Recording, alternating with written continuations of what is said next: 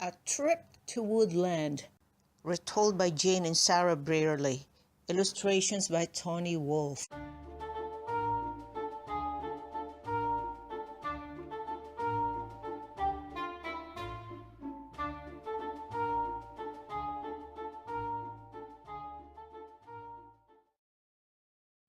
Crocodiles! Did you know that crocodiles can whistle? They can indeed, and beautifully too, if they're taught when newly hatched from the egg.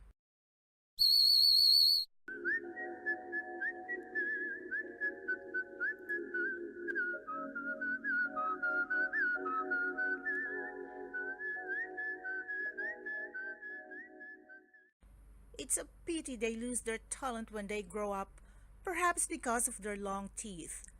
We need new baby crocs for the choir, said Dragonix to himself. He went to find Dragonax and they asked Turn Turtle if he would let himself be rowed across the great yellow pool.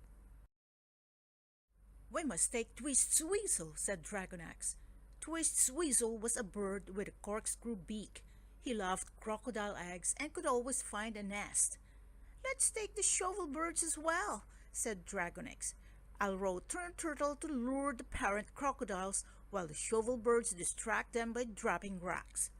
Then you and Twist's Whistle can steal the croc eggs. The flat-billed shovel birds hurled rocks on the crocodiles while Dragonix rowed Turn Turtle around the middle of the lake. Suddenly Mutt popped up, his nose all wrapped in weeds. He'd been grazing at the bottom of the great yellow pool. One of the crocs swam up to Turn Turtle's tail. Dragonix began to get nervous. Hurry, you two, he called anxiously to Twist's Whistle and Dragonax, or I'll lose my tail.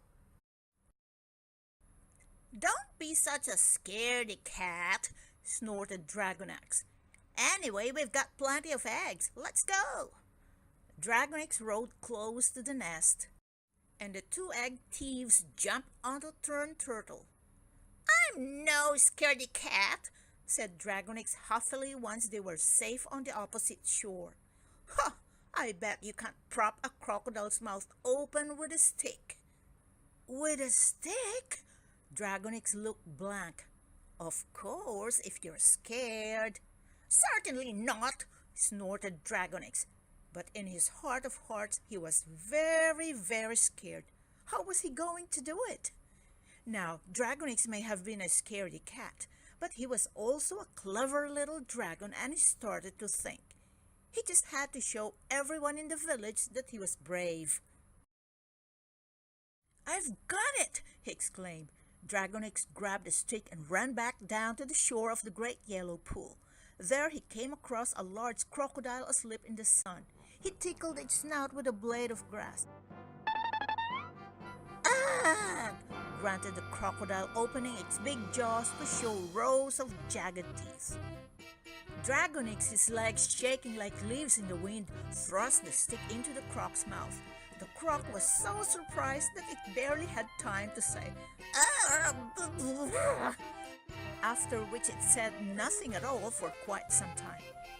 Dragonix rushed back to the village in triumph.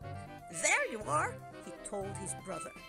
Sometimes it's better to be clever rather than brave.